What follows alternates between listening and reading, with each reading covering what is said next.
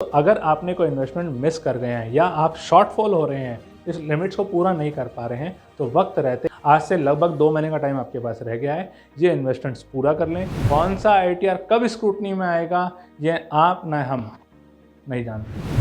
तो डिडक्शंस आप आज ही प्लान कर लें कि आपको 4 साल बाद भी क्लेम करना है या नहीं करना, 10 साल बाद भी क्लेम करना है या नहीं करना। आपकी जो फाइनेंशियल्स है ना, वो 5 साल की प्लानिंग होनी चाहिए, तो आप ओल्ड स्कीम और न्यू स्कीम डिसाइड कर सकते हैं। सैलरी वाले को तो बल्ले बल्ले है, आप हर साल ओल्ड और न्यू में मूव मारते रहो। एक तीर कई निशाने। सरकार चाहती है कि हमारी जनता हम पर बोझ ना बने, जब उनका बुढ़ापा आए तो वो अपनी बुढ़ापे की संपत्ति, बुढ़ापे के जरूरत के पैसे अपने आप जुगाड़ करके चले। सरकार ने क्या उपाय सोचा इसका, क्यों ना जो आयकर दाता हैं उनको उनके इनकम टैक्स में थोड़ी सी छूट दे दी जाए, अगर वो किसी एक पर्टिकुलर फंड में या फिर अपने बुढ़ापे के लिए, अपने परिवार के लिए कुछ खर्च करते हैं, अपने परिवार में जरूरतमंदों के लिए खर्च करते हैं या फिर समाज के लिए खर्च करते हैं, तो क्यों ना उनको थोड़ा सा छूट दे दिया जाए। इसके लिए सरकार ने क्या किया, आयकर के अंदर कुछ डिडक्शंस दिए, जिसको चैप्टर 6A के डिडक्शंस भी कहा जाता है। सर्वप्रथम इसमें आता है सेक्शन 80C, जिसके अंदर सरकार ने यह ध्यान रखा है कि हर व्यक्ति जो आज की डेट में कमा रहा है, आज कमा रहा है, वो अपना और अपने परिवार का ख्याल रखे। तो सरकार ने कहा कि आप अगर किसी प्रोविडेंट फंड में या पेंशन फंड में पैसा इकट्ठा करते हैं, चाहे वो जीपीएफ हो, पीपीएफ हो, एनपीएस हो, तो आप इसका छूट ले सकते हैं। वहीं सरकार ने यह भी कोशिश किया कि जो व्यक्ति परिवार के लिए कमा रहा है, उसको अगर कुछ हो जाए, उसके पीछे का परिवार फाइनेंशियल बर्डन में ना आ जाए, तो उसके लिए सरकार ने कहा एक काम करो, इंश्योरेंस भी कवर कर दो। सुकन्या, आप अपने बेटी के लिए पैसा इकट्ठा कर रहे हैं, उसको भी छूट में दे दो। सरकार ने कहा कि आपको संपत्ति खरीदनी है, तो जो रजिस्ट्रेशन आप करा रहे हैं, स्टाम्प ड्यूटी पे कर रहे हैं, उसको भी छूट दे दो। आपने होम लोन लिया है, उसका मूल प्रिंसिपल अमाउंट जो आप दे रहे हैं, उसको भी छूट दे दो। म्यूचुअल फंड में पैसा लगा रहे हो, इक्विटी बेस्ड ओरिएंटेड किसी भी फंड में पैसा लगा रहे हो, नाबार्ड में फंड लगा रहे हो, 5 ईयर की एफडी कर रहे हो, उसमें छूट दे दो। एक लंबी चौड़ी लिस्ट सरकार ने बना दी। सरकार ने यहाँ तक कह दिया कि बच्चों को अगर आप पढ़ा रहे हो, अपने बच्चे को पढ़ा रहे हो, 2 बच्चों तक हम आपको इसको स्कूल फीस भी इसके अंदर रिबेट दे देंगे। ये सारा कुछ 1.5 लाख के अंदर आता है। इसके बाद एक नया सेक्शन ऐड किया गया था कुछ वर्ष पहले, जिसके अंदर सेक्शन 80CCD 1B में सरकार ने कहा कि अगर आप एनपीएस नेशनल पेंशन स्कीम में पैसा डाल रहे हैं, तो आपको 50,000 रुपये का रिबेट भी मिलेगा। यानी 80C में 1.5 लाख का ले लो, 50,000 80CCD 1B में ले लो। इस एनपीएस स्कीम की शुरुआत हुई थी 2004 में, जब गवर्नमेंट ने क्या किया था कि जो भी कर्मचारी हैं आर्म्ड फोर्सेस के अलावा, उन सबका जीपीएफ हटा के एनपीएस में ले आए थे। तो ये वहाँ से आया था, और इस पर पब्लिक की जरूरत को समझते हुए सरकार ने आम जनता के लिए इसको ओपन कर दिया कि अगर आप खुद से इस एनपीएस में कंट्रीब्यूट करते हैं, तो मैं यहाँ पे एक हाईलाइट करना चाहूँगा कि एक सैलरीड क्लास, चाहे वो गवर्नमेंट हो चाहे प्राइवेट हो, एक सेल्फ एम्प्लॉयड बिजनेसमैन, वो भी इसके अंदर कंट्रीब्यूट कर सकता है और 50,000 रुपये तक का एक्स्ट्रा बेनिफिट ले सकता है। लेकिन इस बात में एक चीज़ ध्यान देने वाली बात है, जो इसका पैसा है वो आपके 60 साल यानी रिटायरमेंट तक की एज में ब्लॉक हो जाएगा। 60 या 65 वो आप डिसाइड कर सकते हैं। साथ में सरकार ने ये भी ध्यान रखा कि क्यों ना इसको और इसके परिवार को भी एक मेडिकल इंश्योरेंस के अंदर कवर कर दिया जाए। तो उसमें सरकार ने कहा एक काम करते हैं, सेक्शन 80D, जिसमें सरकार ने 1 लाख रुपए तक, ध्यान से सुनिएगा, 1 लाख रुपए तक, मतलब अगर आप नॉन सीनियर सिटीजन हैं, आप 60 साल की उम्र के नीचे हैं, तो आपके लिए 25,000 की लिमिट है, आप और आपके परिवार। वहीं अगर आप अपने पेरेंट्स के लिए भी कराते हैं, तो भी 25,000 की लिमिट है। ये जो 25,000 की लिमिट है, आपके लिए, आपके पेरेंट्स के लिए, दोनों के लिए ये लिमिट 25,000 से 50,000 हो जाती है अगर आप सीनियर सिटीजन हैं। आप सीनियर सिटीजन हैं तो आपके लिए भी 25,000 का 50,000 हो जाएगा। पेरेंट्स सीनियर सिटीजन है तो उनका भी 25,000 से 50,000 हो जाएगा। तो उस तरह से आप 1 लाख के बेनिफिट में जा सकते हैं।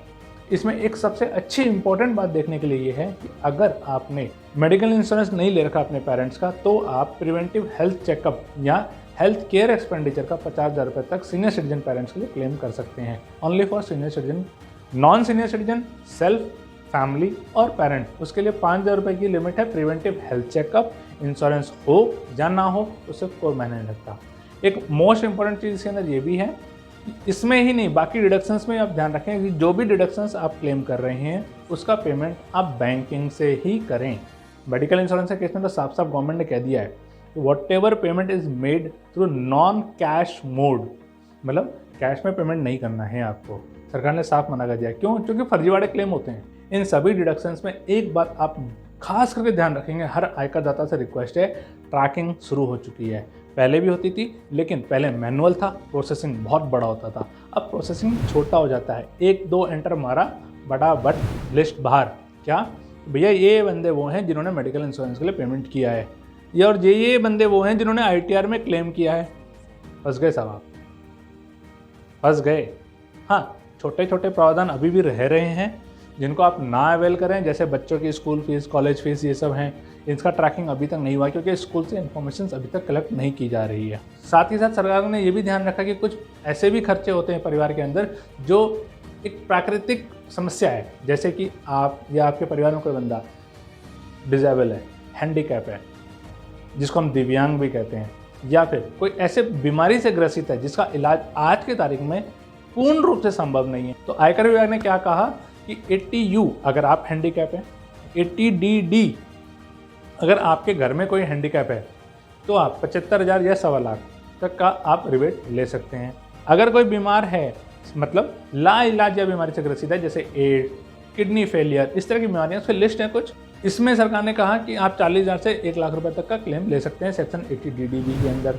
डिसेबिलिटी में आपको एक चीज़ समझा दूं, इन एनी केस डिसेबिलिटी हो, सर्टिफिकेट हो तो ही क्लेम करना है, अन्यथा नहीं करना है।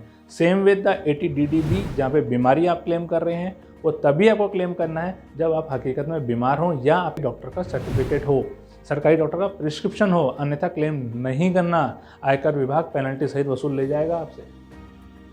कौन सा ITR कब स्क्रूटनी में आएगा ये आप न हम नहीं जानते। क्यों? क्योंकि रैंडम बेसिस सिलेक्शन भी होती है। ये तो आप अपने दिमाग से पूर्ण रूप से बाहर निकाल दो, हम तो छोटे आयकरदाता है ना, हमारा तो कुछ नहीं होने वाला। गलत, न छोटा न बड़ा। आयकर विभाग अपने कुछ लिस्ट बनाता है, उस शॉर्ट लिस्टिंग में रिस्क फैक्टर्स डिसाइड करता है।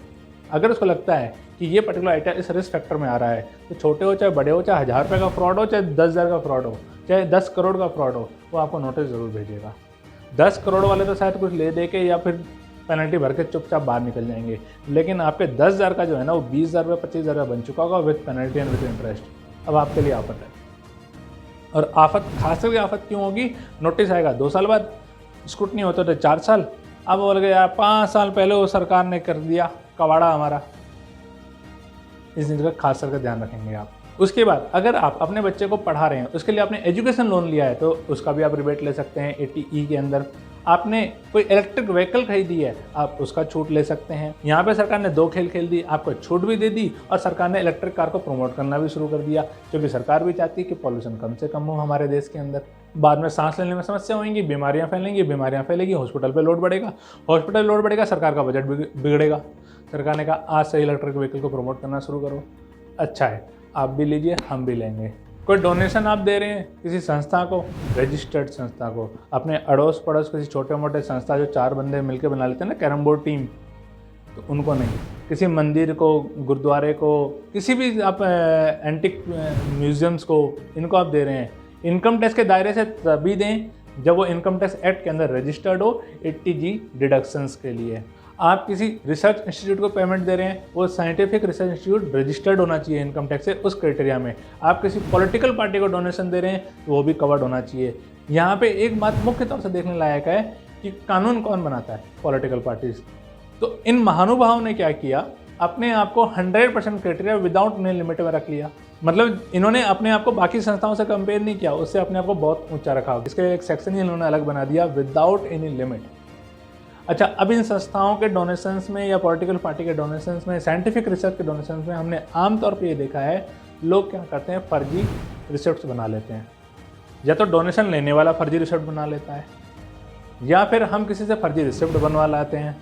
सर एक बात ध्यान रखना, अप्रैल 2022 से हर संस्था को मैंडेटरी है, चाहे वो पॉलिटिकल पार्टी हो, चाहे NGO हो, चाहे ट्रस्ट हो, चाहे कोई समिति हो, अगर वो डोनेशन दे रही है तो उसको AIR फाइल करना पड़ेगा और उसको पैन कार्ड नंबर वाइज बताना पड़ेगा कि भैया हमने इस लोगों से डोनेशन लिए, इतने इतने रुपए अगेंस्ट दिस रिसिप्ट नंबर। तो अगर आप फर्जी क्लेम कर रहे थे, गंगा नहा चुके आप, आगे मत नहाना, नहीं तो गंगा आपको ले डूबेगी, क्योंकि आपके पाप बढ़ रहे हैं। आपके पाप इस तरह से बढ़ रहे हैं कि सरकार ने इसको ट्रैकिंग शुरू कर दी है।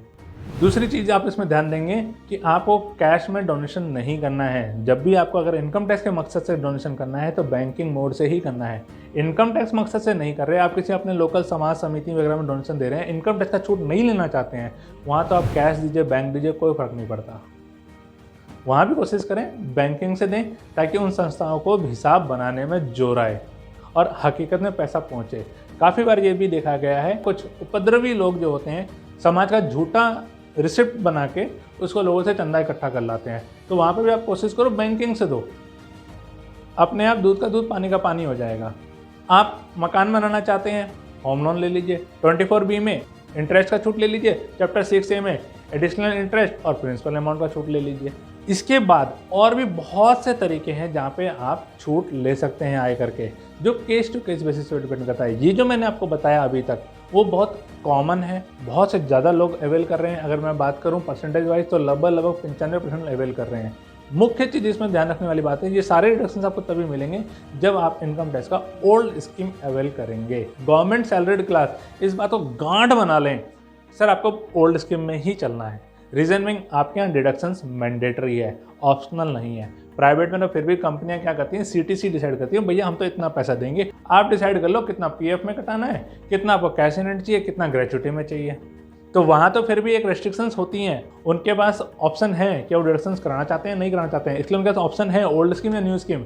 Government employees old scheme, by default old scheme. वहीं जो सेल्फ एम्प्लॉयड है, जिनको हम बिजनेस भी कहते हैं, या फिर जिनका रैंडम इनकम से अदर सोर्स इनकम है, कैपिटल इनकम है, उन लोगों को एक चीज़ ध्यान रखना है कि सर आप एक बार न्यू में चले गए तो बाहर नहीं निकलना, बाहर निकल गए तो वापस कभी ज़िंदगी में आप न्यू में नहीं जा सकेंगे। तो डिडक्शंस आप आज ही प्लान कर लें कि आपको 4 साल बाद भी क्लेम करना है या नहीं करना, 10 साल बाद भी क्लेम करना है या नहीं करना, क्या आप अपने परिवार के लिए इंश्योरेंस कराएंगे, क्या आप अपने भविष्य के लिए कोई पेंशन फंड या PPF या NPS वगैरह कोई स्कीम लेंगे, क्या आप अपनी बच्ची के लिए सुकन्या का प्लान करेंगे। तो आज ही डिसाइड कर लीजिए सर, क्योंकि अगर आप कल इन्वेस्टमेंट शुरू करेंगे तो क्या फ़ायदा, आप न्यू स्कीम में जा चुके। तो plan it today, not for tomorrow, for the next 5 years, at least 5 years, कि what you are going to plan for your financials. आपकी जो फाइनेंशियल्स है ना वो 5 साल की प्लानिंग होनी चाहिए, तो आप ओल्ड स्कीम और न्यू स्कीम डिसाइड कर सकते हैं। सैलरी वाले को तो बल्ले बल्ले है, आप हर साल ओल्ड और न्यू में मूव मारते रहो, और जो नॉन गवर्नमेंट एम्प्लॉयज़ हैं उनके लिए ओल्ड या न्यू डिसाइड करने योग्य हो सकता है। इसके अलावा और बहुत सारे डिडक्शंस हैं जो आपको मैं अगले वीडियोज़ में धीरे धीरे समझाता रहूँगा वक्त के साथ साथ। नया बजट आने वाला है फरवरी में, वो जो बजट होगा वो फाइनेंशियल ईयर 2022-23 के लिए होगा। अभी जो भी डिडक्शंस हमने बात करी है, जो भी लिमिट हमने बात करी है, वो फाइनेंशियल ईयर 2021-22 तक की बात करी है, यानी 31 मार्च 2022 तक के लिए बात करी है। तो अगर आपने कोई इन्वेस्टमेंट मिस कर गए हैं या आप शॉर्टफॉल हो रहे हैं, इस लिमिट्स को पूरा नहीं कर पा रहे हैं, आज से लगभग 2 महीने का टाइम आपके पास रह गया है, ये इन्वेस्टमेंट्स पूरा कर लें। डजंट मैटर आपने अपने एम्प्लॉयर को डिक्लेरेशन कुछ भी दिया हो, एक्चुअल इन्वेस्टमेंट्स कर लें, उसको आप ITR में रेक्टिफाई कर सकते हैं। हो सकता है आपने अपने एम्प्लॉयर को बोला कि मैं तो इन्वेस्टमेंट नहीं कर रहा, साहब जीरो है, लेकिन आपको अभी लग रहा है नहीं यार इन्वेस्टमेंट करना चाहिए, तो अभी इन्वेस्टमेंट कर लीजिए और ITR में क्लेम कर लीजिए, कोई इशू नहीं है, कोई भी इशू नहीं है। डिपार्टमेंट नोटिस नहीं भेज रहा, और भेज भी दे तो आप सारा डॉक्यूमेंट्स का बंच बनाना और डिपार्टमेंट को भेजना। अगर से ये लो कि मैंने जिस दिन एम्प्लॉयर को दिया था उस दिन तो मेरे पास इन्वेस्टमेंट नहीं थे, लेकिन मैंने उसके बाद किया। लॉ कहता है 31 मार्च यानी 31 मार्च की रात में भी अगर आपने कोई पेमेंट करी है तो वो भी आपके में कवर होगा। रात का मतलब 12 बजे बाद नहीं। समराइज करता हूँ, pension schemes, long term investment, Sukanya, insurance, medical insurance, donations, आप हैंडीकैप हैं, आपके परिवार में कोई हैंडीकैप है, आप पे कोई आश्रित है जो हैंडीकैप है, आप या आपके परिवार में या आप पे कोई आश्रित डिपेंडेंट जिसको कहते हैं वो सीरियसली इल है कुछ स्पेसिफाइड बीमारियों से, आपने कोई डोनेशन दिया किसी सोसाइटी को, किसी संस्था को, किसी साइंटिफिक रिसर्च इंस्टीट्यूट को, किसी पॉलिटिकल पार्टी को, आपने होम लोन लिया है, एजुकेशन लोन लिया है, आपने कार लोन लिया है, इलेक्ट्रिक व्हीकल, इन सभी चीज़ों का बेनिफिट ले सकते हैं। इसमें एक चीज़ और ध्यान देना, आप लोग FD में इन्वेस्टमेंट ना करना, लॉस, प्योरली लॉस। इससे बेटर आप PPF में चले जाओ, म्यूचुअल फंड में चले जाओ। Why I am saying loss, because जो उसका इंटरेस्ट होगा, आज आपने FD किया 5 साल का, 6 साल का, 7 साल का, चाहे आपने NSC किया, चाहे किसान विकास पत्र लिया आपने, वो भी एलिजिबल होते हैं। आज आपने FD, किसान विकास पत्र, NSC, इस तरह कोई भी फंड लिए, तो इसका जो ब्याज आएगा ना next year, 3rd year, 4th year, तो सारा टैक्सेबल होगा उन सालों में। मतलब इंटरेस्ट तो मिलेगा 5-5.5%, उसके ऊपर टैक्स दे रहे हैं, फ़ायदा क्या है? इससे तो आप इन्वेस्टमेंट ही मत करो। इन्वेस्टमेंट करेंगे थोड़ी प्लानिंग के साथ करेंगे। Better to invest in mutual fund, PPF, इस तरह के फंड में इन्वेस्टमेंट करिए जिसका जो सेल प्रोसीड्स है, रिकवरी है, जिससे जो रिटर्न आना है वो एटलीस्ट टैक्स फ्री हो। मिलते हैं नेक्स्ट वीडियो में। Thank you.